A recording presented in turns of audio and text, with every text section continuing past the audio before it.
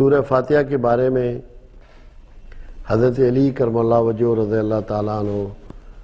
کہ جو اس کی تفسیر ہے وہ تقریباً 200 صفحات سے زیادہ ہے۔ دیگر بہت سے ولی اللہوں کی اس پہ جو تفسیر ہے وہ 10 کتابوں پر بھی محیط ہے۔ ایک بات صرف تھوڑی سی اس وقت سمجھ لیں، سورہ فاتحہ سے قرآن شروع ہوتا ہے جبکہ یہ اس کے مطابق اس کا نزول نہیں ہے۔ تو جہاں یہ انسانوں کے لیے آیت شفا ہے، لوگوں کے مسائل حل کرنے کے کام آتی ہے، یہ دعا ہے بیسیکلی، اور اللہ نے ساری ابتدا دعاؤں سے کی ہے، وہاں قرآن کو بھی اس کی حفاظت میں دیا گیا ہے، تب اس کو سب سے اولیت دی گئی۔ اور آپ کی نماز مکمل نہیں ہوتی جب تک کہ سورہ فاتحہ اس میں تلاوت نہ کی جائے، یعنی کہ باقی کوئی سورت پڑھیں یا نہ پڑھیں تب بھی نماز ہو جاتی ہے، کیونکہ اس میں 7 آیات ہوتی ہیں، تو ضروری ہے کہ 7 آیتیں آپ پڑھیں تو وہ 7 اس میں شامل ہوتی ہیں۔ جتنے لوگ بھی رہے ہیں جو حصار باندھتے ہیں کہ شیطانی قوتیں کسی چیز کو اچک کے نہ لے جائیں، وہ سورہ فاتحہ سے ہی باندھتے ہیں۔ ایک بار رسول اللہ صلی اللہ علیہ وسلم شام کے وقت باہر نکلے تو سعد بن ابی وقاص رضی اللہ تعالیٰ عنہ آپ کے ہمراہ تھے،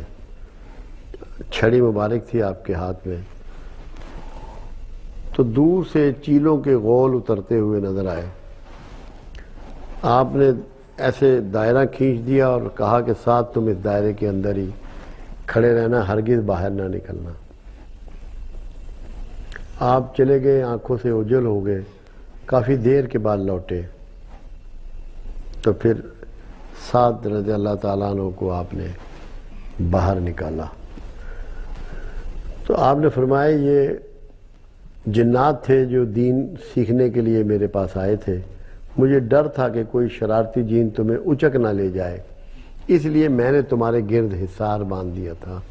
حصار سورہ فاتحہ سے باندھا جاتا تھا۔ آج بھی جب آپ کو شیطانوں سے، جنات سے بچانے کے لیے محفوظ کرنا مقصود ہو تو آج بھی سورہ فاتحہ سے یہ حصار باندھا جاتا ہے، اور اللہ نے قرآن کو سورہ فاتحہ کے حصار میں رکھ چھوڑا ہے کہ اس میں کوئی ایڈیشن ڈیلیشن نہ کر سکے،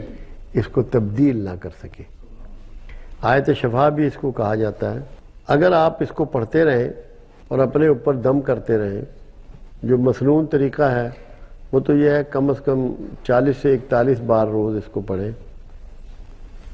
کوئی پورے یقین اور بھروسے سے کرے تو بڑی سے بڑی بیماریاں اس کی دور ہوتی ہیں، اور اس کو پڑھ کے اللہ سے دعائیں کرتا رہے تو بڑے سے بڑے مسائل حل ہوتے ہیں۔ جب اللہ نے یہ کہا کہ قرآن شفا ہے مومنین کے لیے، تو جہاں پورا قرآن مقصود تھا وہاں سورہ فاتحہ بھی اس میں مقصود تھی، اور جتنے بھی بڑے صوفی گزرے ہیں، ولی اللہ گزرے ہیں، سب اپنے مریضوں کو، اپنے دکھی لوگوں کو